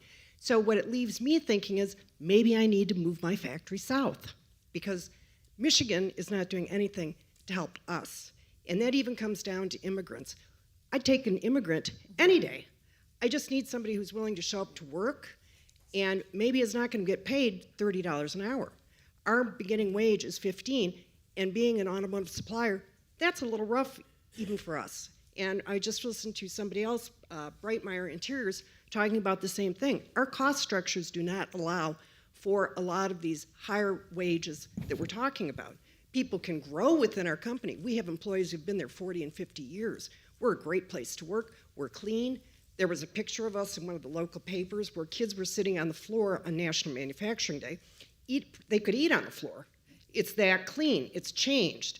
But the wages that everybody's talking about, I don't think that we're creating a structure for people who can actually be at those somewhat lower levels, but still have a decent living and a decent place to go to work. Thank you for that question. Jeff? Yeah, I was just going to, solving for skilled trades and apprenticeships and certificate programs, it's something we absolutely have to do. I mean, I think, I'm going to say 2 places where I think this can be strengthened. We need to wrap our arms around community colleges and help them become conduits into these jobs, right? Into apprenticeship programs, pre-apprenticeship programs, high-skilled certificates to be able to meet the need of local employers like yourself. I mean, that's what community colleges at their best are designed to do, is meet labor gaps. I also want to say that education reform at the K-12 level also means helping to provide pathways into career technical education that leads to apprenticeships, that leads to those types of manufacturing jobs. You know, one of the things that Nicole, Dave, and I did when we were in Detroit working together, that's getting the band back together, as you said, the reunion tour, was to look at, you know, what were the pathways into skilled trades that Detroiters could go through. And for years, the CTE Center at Randolph, which is one of the career technical education centers that the Detroit Public Schools runs, was 1,000 people enrolled every year and providing great pathways to these lifestyles and these jobs that are paying more than six-figure in many cases. But that school had fallen off. It had maybe 70, 80 students in it. It was a full-time high school. The classrooms weren't what it looked like on the job site. There was no connection or very little connection to the unions. So we raised $10 million and went in and renovated these classrooms, brought and paid for teachers from apprenticeship programs, created unique partnerships with Wayne County Community Colleges and other training providers. And then when the students were done during the day, we brought in adults at night to go through that same training with the same equipment, with the same instructors. And that's the type of model that, unfortunately, because we don't have a solution for that in our K-12 system, we had to come in and fill the gap, raise lots of money from DTE Energy, who was the first $1 million, and the Ralph Wilson Foundation, and many of you in the audience, and get around many of the different barriers that stood in our way of trying to help a whole bunch of students who really were interested in pursuing this pathway from being able to take it. Now, in Michigan, half of students have a local CTE millage that would pay for this type of equipment and this type of work, and half don't. It's a huge inequity that just exists. Even you can see in the Detroit metro region. Wayne County has no millage. Oakland County does. It's night and day, the CTE centers that you see. So solving the K-12 problem, one of the things in the framework we say is you've got to have a legitimate CTE path to fill those types of jobs. One thing that troubles me, and that was, by the way, the CTE work was terrific. The way it kicked off, the way the business community in Detroit jumped in. I think there's a trust problem between the employer side and the prep side that hasn't been overcome. So even in those CTE programs, we saw employers almost raising their eyebrows going, well, I'll wait and see if this works. Yeah, right. And how do we overcome that? Susan, how does the state overcome that? Well, I was just going to add, kind of building on what Jeff said, he talked about the critically important role that community colleges play. We also need to work to bring greater synergy between the community colleges and the Michigan Works agencies. Michigan Works agencies are on the ground working with employees and employers. I think that's a tool to help bridge that gap. Michigan is the only state in the country that does not have in state government a place where we can bring that common vision and guidance and support our community colleges and our Michigan Works agencies to the extent that they need. We don't have a way of providing flexible dollars for them to meet, local needs that they know are happening in their region. We don't have an easy way of sharing data or best practices. So that's an area where we need to bring even greater focus in these coming months. So I want to, if you don't mind, I want to bring this question back to the very real problem that you just described. Because you have now framed an economic development challenge, right? So the last thing that we want to have happen is we don't want to lose your business to another state. I know that my colleague Greg Petoniak, I think, is in the back of the room and would love to try to figure out how to solve the talent problem with you. But the thing that we have to be better about is thinking around the circle and walking around the circle of what a $15 an hour, I don't know if that's what you pay, I'm not asking, but I heard you, right, on this is not a high-wage job, right? So if we intend to prevent a company like yours from A, moving to another state, or B, automating the work, the tasks, so that you lower or manage your costs in some way, like that's an economic development problem that unless we take into account the partnerships that are possible with the state, with our corporate partners, to help solve for, so what does childcare cost someone? And how do we use state resources or other resources to help solution for that? What are the other challenges that make it impossible to live on a $15 or $16 or $17 an hour job? What kinds of housing solutions do we have to be more mindful of? How are we going to solve for workforce housing so that folks can afford to live in a place that's not far from your establishment so that they don't have a transportation problem, right? Like, there are so many good solutions and good interventions in pockets that we need to be better about thinking around the circle for, so that if we're serious about Michigan being a top 10 state in which to do business, build your new business, be an entrepreneur, be a startup, we've got to find very real solutions to your very real problem. Dave, you faced this. You faced this at DTE and made a run at trying to create a path to tree trimmers. Right. So we tree trimming is we have about 1,000 people. Most utilities do on any given day tree trimming, and it's hard work and it's good work, but it's a step to then become an apprenticeship for an overhead lines person who make a lot of money, work hard and a lot of overtime, but we couldn't get tree trimmers. And it's an example of an employer-led system. So we said we need to do something. We were importing tree trimmers from out of state and paying a huge penalty to do that.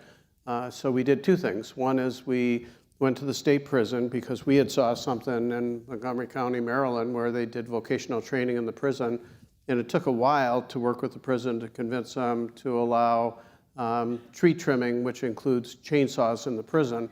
But they eventually, we created the school with the director of corrections, and it worked out really great. So the people in the tree trimming school at the prison, if they go through the program, when they leave, they have a job, they're in the union, they have health care, they have retirement, and the recidivism rate is almost non-existent if you come out of prison with a job.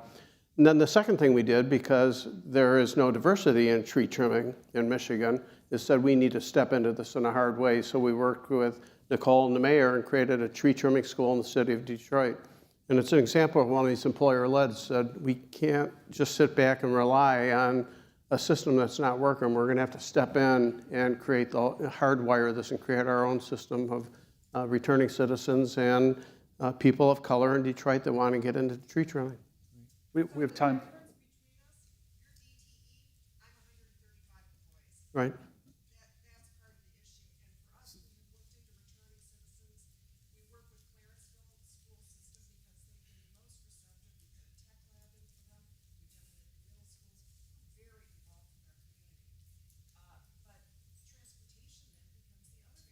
Yes. These issues are so complex. I mean, I've always reminded of E.L. Mencken, the great American journalist, who said, for every complex problem, there's a simple solution, and it's probably wrong. And this proves it, right? I mean, the complexity of this. No, but I think we want to acknowledge this. This is really hard for big companies. It's huge, huge problem. With incredible resources. So if it's hard for big companies, I can't imagine the challenges for medium. And as Nicole said, we've got to start knitting this together better. Right? So we have time for one more question for each of you. And it's around, well, not from them. That was probably Brad Dick asking a question. We've got to go to a final question here. I'm sorry, Jennifer. She's going to get me. Jeanette's going to get me later for not letting her ask a question.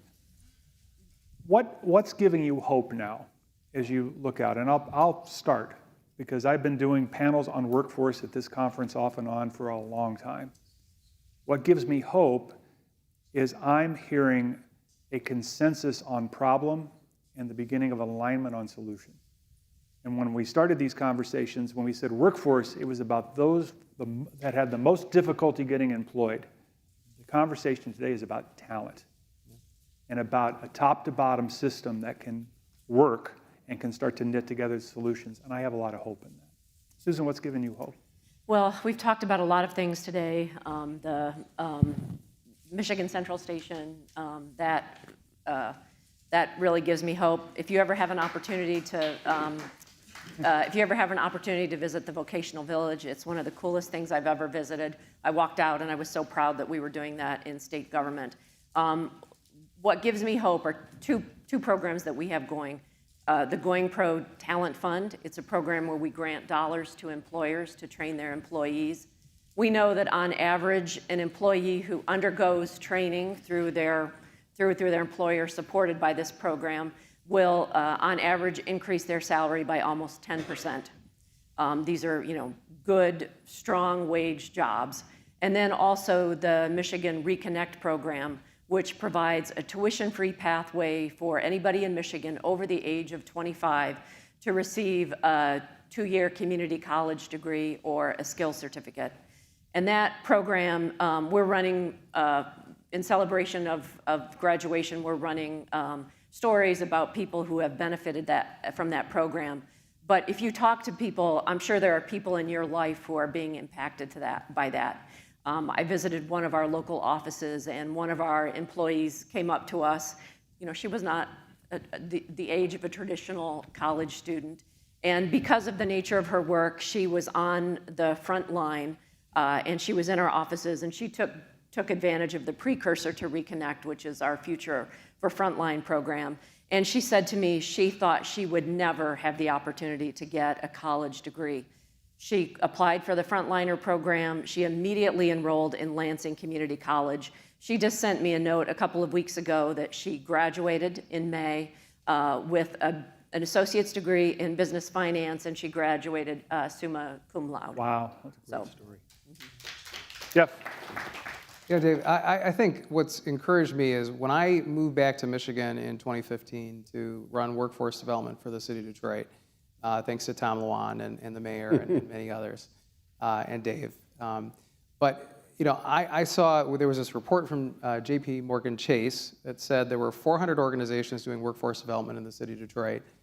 There's probably 100 million going in every year, and Nicole was the author of that report, by the way. We still weren't moving the needle. We still had the highest poverty rate, the lowest residential employment rate, some of the highest unemployment rates generally. And you just saw that kind of number just hover and plateau, even though there were 400 organizations doing really good work. Because you go to every one of those organizations and see success. You could see success, you could see good programs, metrics that were saying that they were moving the needle in their own individual organization, but it wasn't adding up to something. And it took us kind of taking a step back and saying, we need to put some really lofty goals in place that said, all of us are going to point our light at trying to get 40,000 more Detroiters employed in the short term and 100,000 more in the long term. And that started changing the dynamic. It started changing the way people invested and acted. It's the same thing that's happening at the state because of the 60 by 30 goal that the governor put in place. And it's the same thing that I hear over and over again in this conference and others, that we have to stop just trying to win the media cycle. We have to stop trying to put all our eggs in a programmatic basket and say in 10 years, in 20 years, this is what we want the state to look like. And then we're going to create lots of different activities and programs and efforts to get there. So that's what encourages me, because I feel like we've turned a bit of a page here. Dave, what's giving you hope? What's given me hope is I'm a fan of Jim Collins, who wrote the book Good to Great and Great by Choice. And one of his concepts is you can't get better without what he calls brutal reality, facing it. And I think we're finally, as a community, doing it, but doing it with the and, doing it in a collaborative way to say, here's what's working, and here's what's not, and let's do something about it and take action. And you're seeing a lot of action. Nicole? So 2 things give me hope, Dave. The first is all that you've just described. And I think we are facing, I'd like to believe, we are facing the brutal facts in a way that we haven't before. I think that your call, Dave, to let's not have Groundhog Day, let's not keep talking about this, is compelling. I am encouraged by the degree to which the federal government and the state are requiring collaboration as a function of participating. So if you look at the Economic Development Administration's, the EDA's, Tech Hubs grants, like collaboration is not optional. It's the only way you'll have a successful application. And the last thing that gives me hope is this wave of technology AI and automation that are already here in ways that folks in this room that I don't fully appreciate. The truth is, I have hope because we don't have a choice anymore. Solving these solutions, we're at the end of the road, right? Like, we're out of time. Great. So a quick plug. The Wilson Foundation has a program, a podcast and education storytelling series called Tight Knit, tightknit.org. Tight Knit is a program that focuses on how communities and solutions for problems can be knit closer together. We did an award-winning series on caregivers, and a new one is being released today on workforce. So if you go to tightknit.org, Apple Podcast, you can start to listen to workforce issues in an 8-part series that will come out week after week. And WDTE has been our partner in this production, and we're looking forward to extending education even more through that. Help me thank our panelists for their time today. Thank you.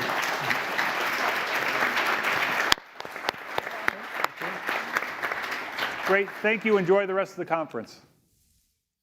From Delta Faucets to Behr Paint, Masco Corporation is proud to deliver products that enhance the way consumers all over the world experience and enjoy their living spaces. Masco, serving Michigan communities since 1929. Support for this program is provided by the Cynthia and Edsel Ford Fund for Journalism at Detroit Public TV, the Kresge Foundation. The DTE Foundation is a proud sponsor of Detroit Public TV, among the state's largest foundations committed to Michigan-focused giving. We support organizations that are doing exceptional work in our state. Visit dtefoundation.com to learn more. Nissan Foundation, and viewers like you.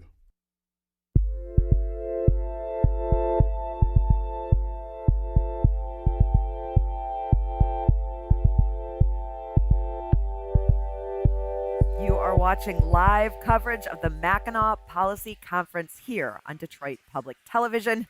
Good morning. I am Zoe Clark, and I am joined by Detroit Mayor Mike Duggan and Ron Hardiman, CEO and Chief Strategist of Urge Development Group. Welcome to you both. Morning. Morning. Great to have you. So, Mayor, you are once again the talk of the island. You've proposed a new land value tax, a split rate property tax. First, just how would it work? Well, if you own a house in Detroit, it would mean a 25% property tax cut on average. And Detroiters don't have to be told how high their property taxes are. But we do it this way. We're going to cut building costs across the city 30%, but we're going to triple the tax on the land. And so for homeowners, it's a great thing. If you have a vacant lot, your tax will go from $30 to $85. If you have a parking lot, scrap yards that take up a lot of land, you own a lot of land you're not using, your tax is going to go up pretty high. But for anybody who's building in Detroit, your taxes are going to come down. But a big part of why we have so much vacant land in Blight and not enough building is we tax the heck out of the buildings. We pretty much don't tax the land at all. Mm-hmm. And the goal is? Well, you know, I would certainly like property owners in Detroit to put more money in their pockets. It will be an opportunity to build wealth for Detroiters. Mm-hmm. But I also want to turn this vacant land into development, and Rod has done an amazing job of that already, and I want to have him be a lot busier than he is. Well, Rod, that's exactly it. I want to turn to you. From a development point of view, what is this going to mean for you and other folks? Who does this help in the city? Yeah, so I think let's start off with who it helps. Yeah. Right? You know, one of the reasons why I'm so supportive of this because it benefits homeowners and residents very significantly without them having to do anything but vote. They vote, it automatically kicks in, and that's a really strong thing to benefit and give something back to the residents who've been here and supported the city for so long. It's going to be a game changer. It'll put money back in their pockets, which they can reinvest back into their homes, their properties. So whether you're a homeowner or you own a small apartment building or a 2-family flat, you'll be able to actually put that money back in, which will benefit all the residents in the city. As a developer, when you have certainty, that's what you need. Bringing down the tax bill for property owners and developers is going to encourage many more developers, both in-state and out-of-state, to jump in Detroit and be a part of this comeback story and be revitalization. It's going to be great. My understanding is Philadelphia. There have been other cities that have tried this model. What kind of success and outcomes have we seen? Not on this magnitude, so there's not really a good comparison. The only reason this works for us is we have a huge amount of vacant land because of the deindustrialization. Basically in Detroit today, we collect very little money off the property tax on land. And as a result, over the years, they've raised the taxes on the buildings. And so this is something that hasn't been tried on the scale. We know what the math looks like. But somebody like Rod, who looks at a vacant apartment building and says, I can bring that back to life, he's trying to figure out, do the numbers work? He's not in business to lose money.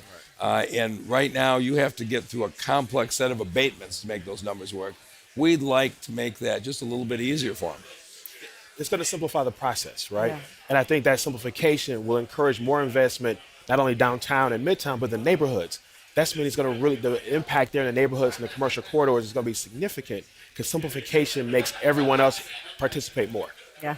Mayor, as you talked about, as we're all talking about, this would need to pass the legislature. For the first time in 40 years, the state has a Democratic legislature, a majority rule, and you have a Speaker of the House for the first time in decades and decades from Detroit. How is that going to fit in to the fact that, again, lawmakers need to pass it? Well, I've talked to a number of Republican legislators last night who were very supportive, so I'm not sure this is going to be a partisan issue. But it does help to have a speaker, Joe Tate, who owns a house in Detroit and understands exactly what we're talking about. So Speaker Tate, who happens to be my state representative, is going to be leading the charge. We do need to get it passed around September because we want to put it on the ballot with the presidential election in February. And then this won't kick in all at once because you have people who have made investments based on this tax structure over a lot of years.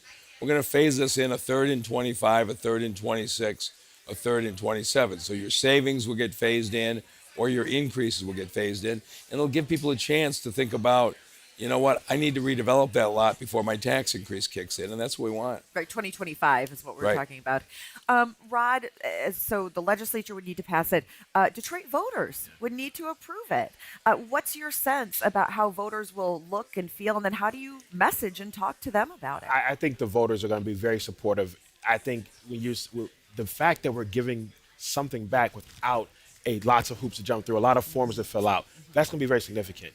People recognize the value. People have been asking for help.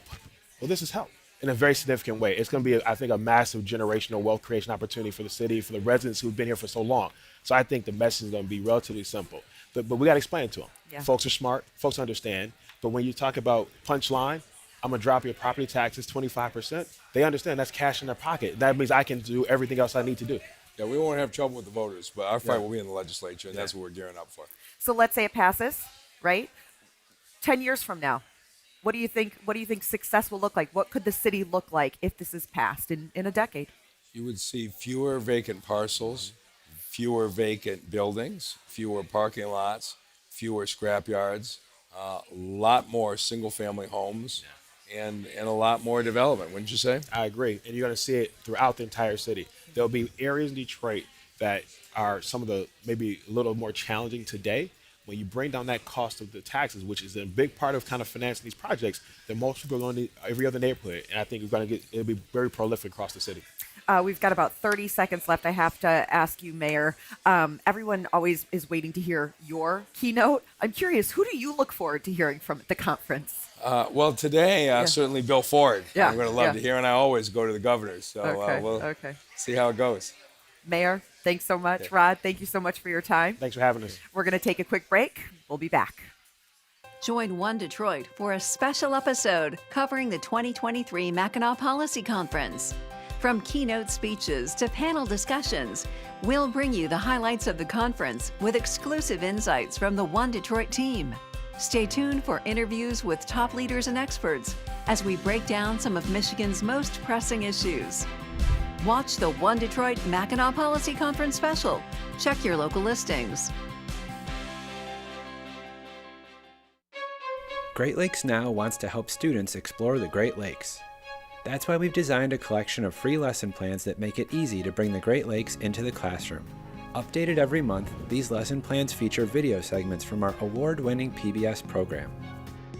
According to the Great Lakes Fishery Commission, the lakes are home to 177 species of fish, and more than a third of those species are considered threatened or endangered. Designed for middle schoolers, the lesson plans are standards aligned and feature creative, engaging activities designed to help students learn more about the math, science, and history of the Great Lakes. Okay, so we don't expect you to know what buoyancy is yet. We're investigating that today. But we have lots of connections to things we may already know. Something you want to add? Plus, check out our virtual field trips that take students face-to-face with some of the region's wildlife. Compared to sandy beaches and giant sand dunes, this may not look like much, but don't be fooled. This habitat is one of the most important in the Great Lakes region. Oh, you don't believe me? Well, good thing we're taking a field trip. Whether you're a teacher looking for fun classroom activities or a parent looking to teach your kids more about the region we call home, our lesson plans are the perfect resource. It's all available for free at greatlakesnow.org/education.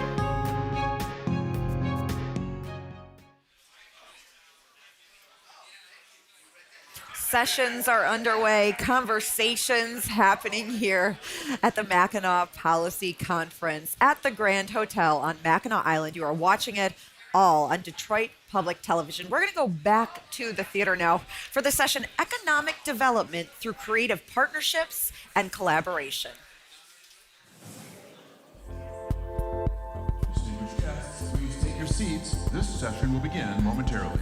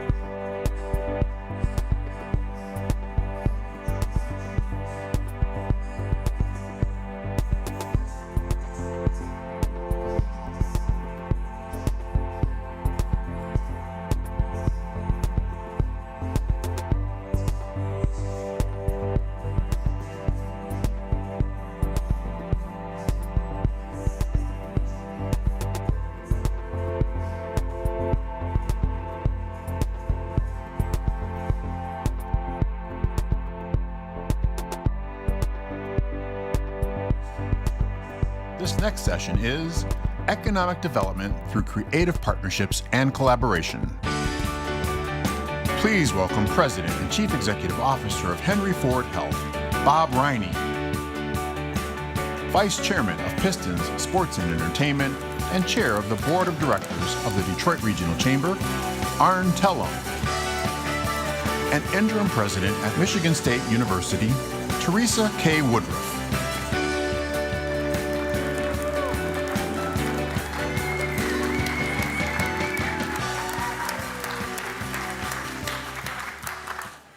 Good afternoon. If nothing else, please hashtag Fashionista Award. That's right. I'm Bob Riney, President and CEO of Henry Ford Health, and I'm thrilled to be here alongside Dr. Teresa Woodruff, the Interim President of Michigan State University, and Arm Tellum, the Vice Chairman of the Detroit Pistons, and they just brought a great coach to the Big D.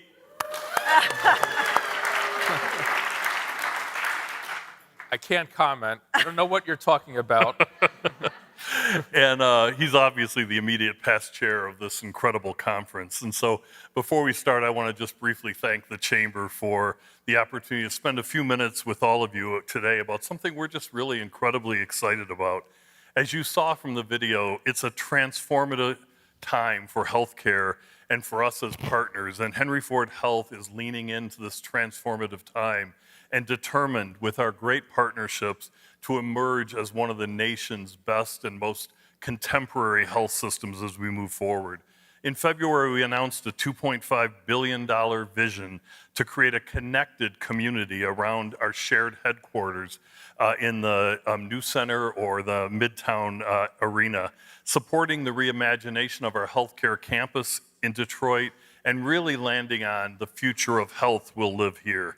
This includes groundbreaking medical research and supporting tomorrow's healthcare advances with an expanded Henry Ford Hospital and a joint research facility with Michigan State that is going to bring the scientific community from around the world and around the nation and create new jobs for scientists and their teams.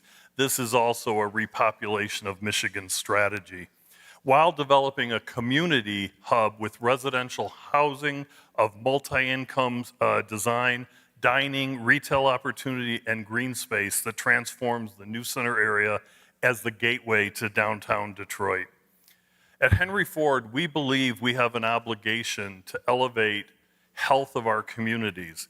Healthy population is a term in healthcare. It requires a holistic view.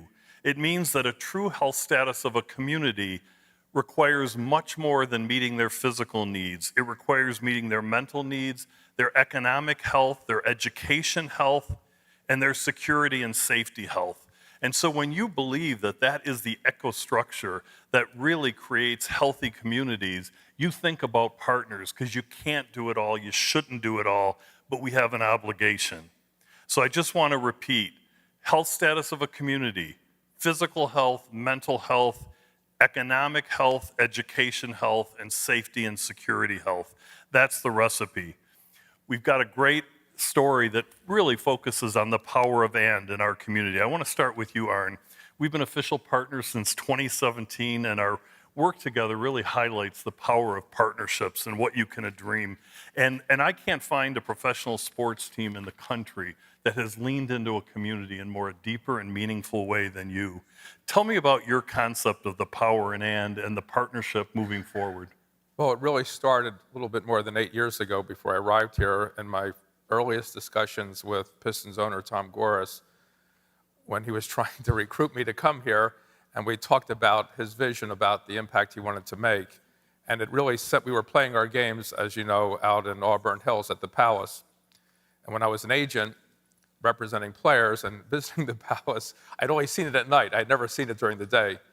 And my first day on the job, I saw it was just an empty, vacant parking lot in the middle of nowhere to me. And I knew right then we had to move back to the city. But in my discussions with Tom, it really centered on that decision. Should we go back to Detroit, and how do we do it? And the key thing for Tom was, if we do it, it's not just to play games there. We want to build a home and make an impact in the city and participate in Detroit's rebirth and revival. And I talked to everyone that first year as we were exploring the opportunity.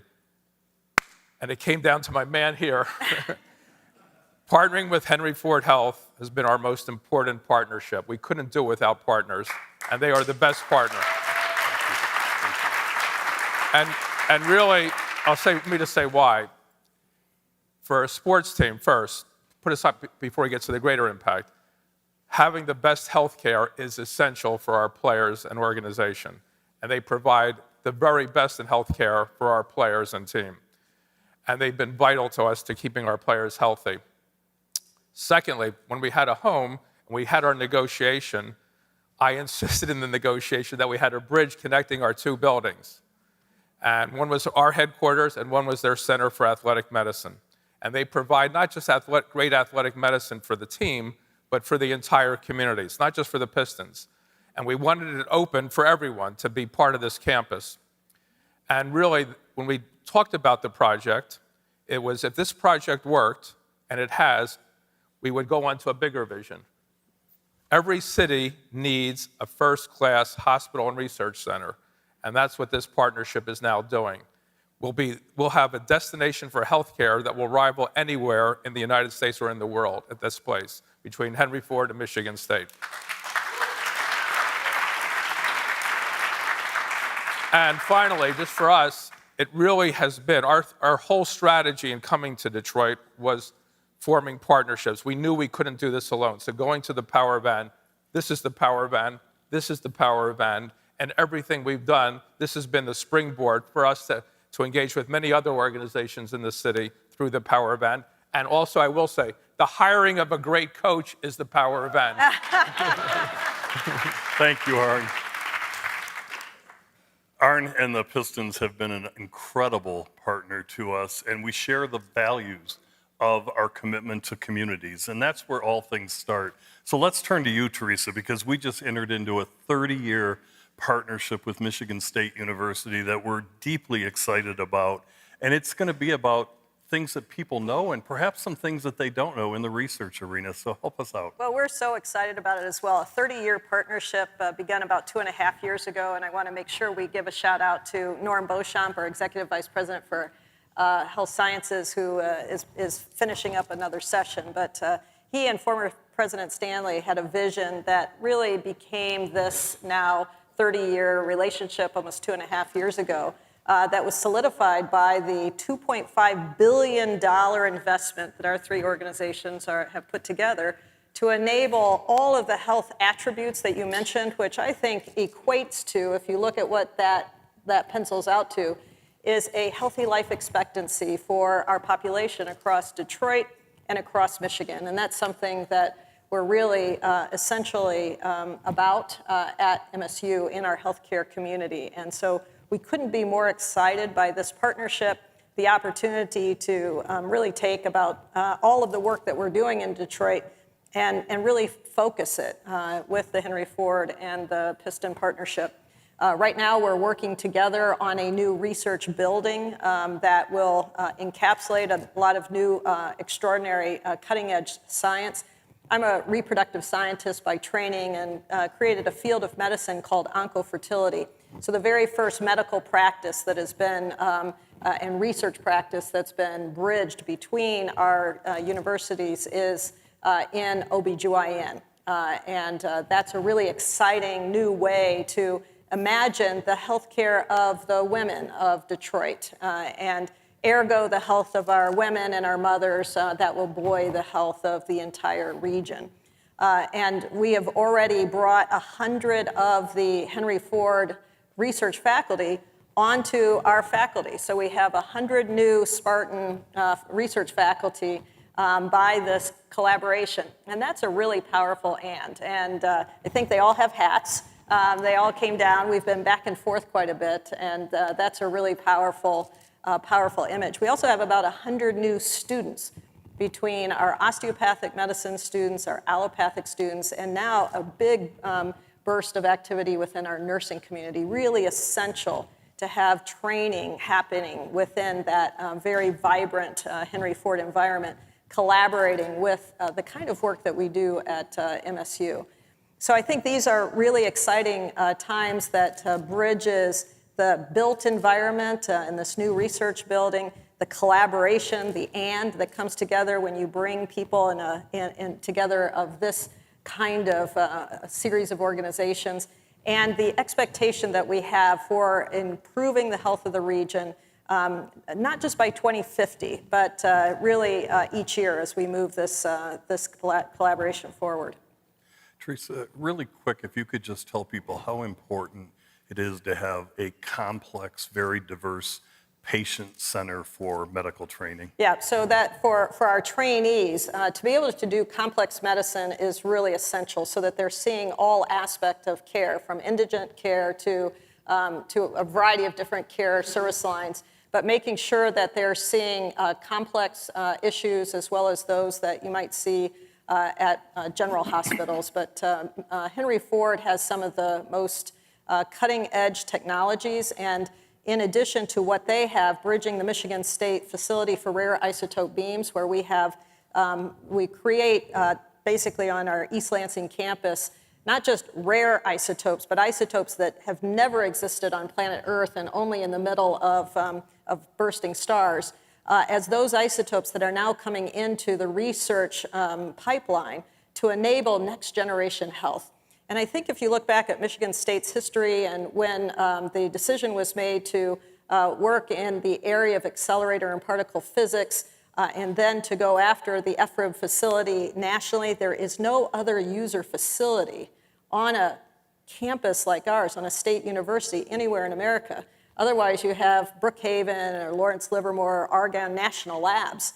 We have that on our campus, and being able to create those isotopes that will be the next generation medicine that's going to help our athletes as well as everyone who walks through the front doors, that begins to be a consequential, difference-making, unique, only in within this partnership, can these students train in these various dimensions? Thank you. I want you to envision, when this is done, a Henry Ford Hospital medical campus that has all private rooms, that has a state-of-the-art emergency room, new OR theaters to bring in clinicians that can do those rare, complex treatments that only can and should be done in a small number of places. This region doesn't need, but I guarantee you, as you build sooner, we will not need a Cleveland Clinic or a Mayo Clinic to go to. You're going to have it right here where we deserve it to be.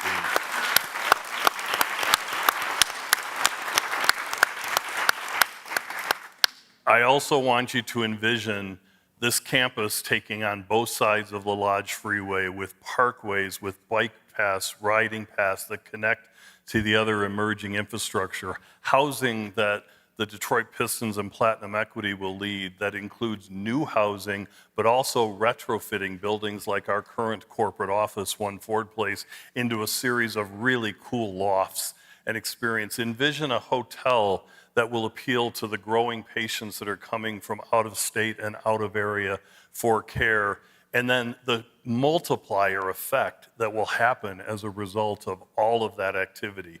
We have already gotten a lot of inquiries about people that just want to do things adjacent to this property. I will place a bet here in front of with my two colleagues. You see these 3 emblems on these shirts. Give us a little bit, you're gonna see a couple more. This is going to have an impact that brings others to the party to infill some really exciting parts of this journey. And maybe just to close, I just want to say that, Arn is very good at recognizing the team at Henry Ford, but his entire team at the Detroit Pistons have been so engaged and so aligned around making a difference. Mike Duggan said yesterday, this is our moment. I think this is our moment in Detroit to think big and act big. Let's dream and accomplish big things. Detroit and Michigan are too great for small dreams or small things. Thanks for your time. Good job.